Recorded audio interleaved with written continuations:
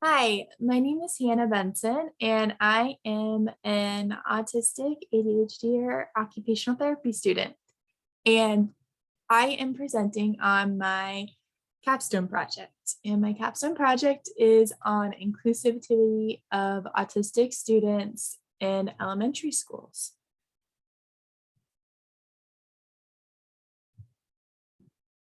My mission statement is to improve inclusivity of autistic students and strengthen teacher support. Vision is to provide autistic students with the tools to increase environmental inclusivity and expand evidence-based research in support of autistic students and their support network. The purpose is the likelihood of teaching an autistic student has significantly increased. However, practical research to guide working with autistic students has not increased at similar rates. Therefore, classrooms for autistic students, it may be sensory environmental challenges impacting their engagement and their education that they could be having challenges with. Another thing could be the social attitudes towards autism greatly influence special education teachers' perception on the inclusion of autistic students in the classroom. And then so autistic student experiences in school. So these are just some, these are different articles and just some of reported autistic experiences. So the first article reported that 86% of autistic students attending school had difficulty due to fitting in socially, learning needs, sensory needs, and communication differences. Autistic females suggest that teachers are not as aware of different presentations of autism and how to best support their needs because of this. Another study highlighted how autistic students' voices are being overshadowed or ignored by opinions of their teachers and parents, which results in autistic students not being involved in school school recommendations. I have a friend that was actually completely excluded on their IEP plan meetings. So like the meetings to discuss their accommodations, the school actually ended up just canceling their accommodations in their IEP plan without their knowledge. And the person ended up dropping out of school and because of this, because they were not accommodated and supported at school. And this is all too common for autistic people. Yeah. Sensory environmental impacts. So this is at school and not in school too. This first article does focus on school. So they reported that the sensory differences negatively affect school engagement and life for autistic students by causing anxiety, distress, and distractions. And then another article reported that 88% of autistic participants were affected by hearing, 75% by touch, 50% vision, and 38% smell issues in the classroom that affected their ability to engage. And then sensory stimuli can also have positive effects on the individual's ability to engage in their environment when the individual has control over the sensory stimuli they're processing. So the use of sensory tools. So students could use sensory tools to facilitate self-regulation and increase concentration in the classroom.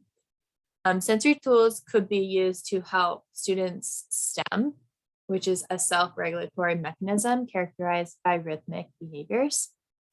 And a study done in 2019 concluded that STEMing helps autistics improve concentration and learning by providing a mechanism of control within an environment that is not built for autistic individuals.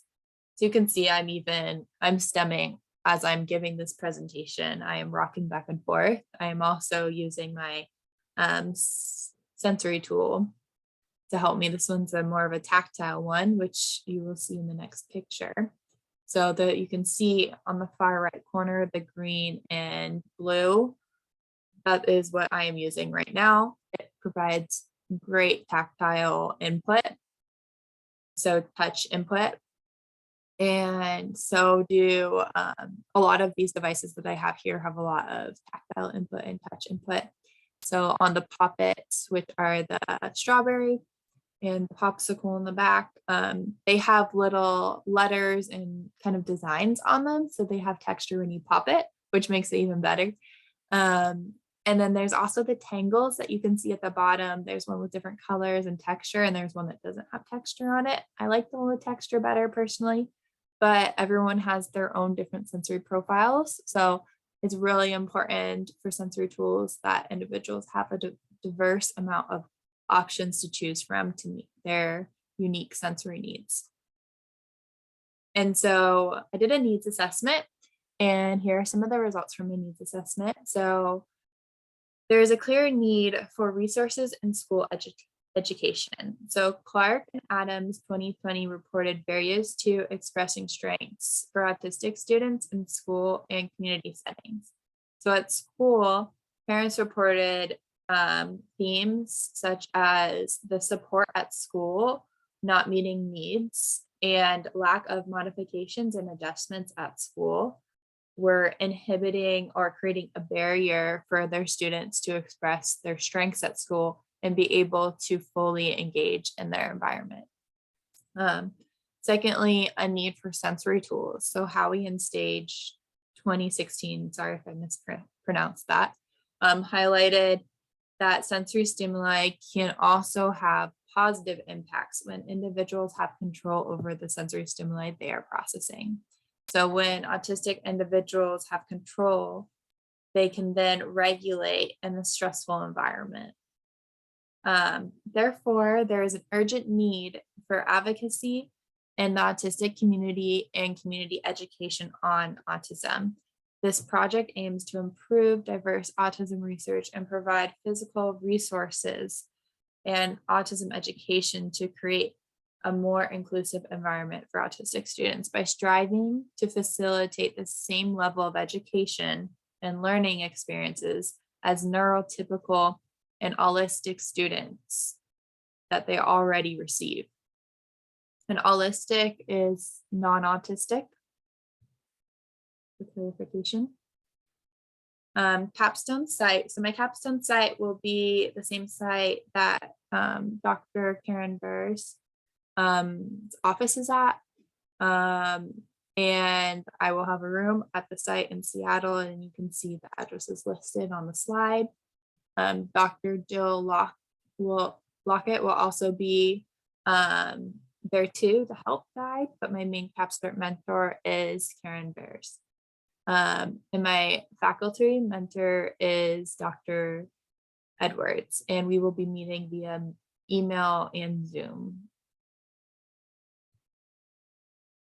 So my first outcome measure, in order to develop an in-depth knowledge and research, the student will work with autism researchers for the purpose of gaining research experience and knowledge on autism.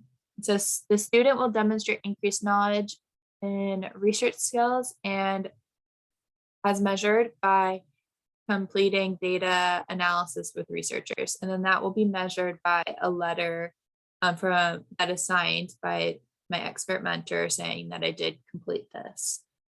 Secondly, the student will complete a continued education course to increase knowledge on autism as measured by the completion of the course. And then secondly, to develop an in-depth knowledge in education, the student will increase knowledge on sensory tools / environments with the purpose of creating a sensory toolkit for schools. So the student will demonstrate the increased knowledge on sensory classroom supports for autistic students by completing a sensory toolkit. And then so student responsibility. So contribute to data analysis on the Ruby project. Complete one continued education credit to increase knowledge on autism. Create a sensory toolkit to provide teachers and students with resources and education. So my expectations for my mentors are for my expert mentors, my expert mentor is to provide guidance and knowledge on data analysis, and then to provide guidance for the sensory toolkit expectations. Since this is site-led to an extent, it's important, since I'm also using their grant money, that I am making the sensory toolkit in a way that is supportive to what they want with their project and supportive of my project, both. And then the next bullet is just how I will be contacting my mentor to make sure we are set up for our project or for my project. Yeah. And then my faculty mentors expectations include provide clear expectations of what is needed from the student for just the completion of the capstone course. Guidance on what to include in the sensory toolkit as like an OT. Yeah. And then so relevance to occupational therapy. So occupational therapists need to address sensory needs when creating a supportive educational environment. Autistic individuals face barriers to participating in education due to environment, stigma, lack of understanding, and sensory challenges that greatly impact their ability to learn in the classroom, as that you learned earlier in the presentation. And then occupational therapists are skilled in advocacy, sensory processing, and adapting the environment to enable individuals to perform their everyday occupations. So occupational therapists are great for helping improve inclusivity. Educate teachers on the influence of atypical sensory processing on autistic students in the classroom environments. So sensory unmet needs can interfere with autistic students' ability to engage in their education. And so by helping educate teachers on that, then instead of seeing the behavior, then they can think about, oh, maybe it's sensory too. Like how can we help that so that the teacher becomes less burnt out and the student also gets their needs met too. So it's a win-win when everyone's included. Theory is to guide the project. So a clinical reasoning framework for children with autism spectrum disorder experiencing sensory processing challenges is the first one.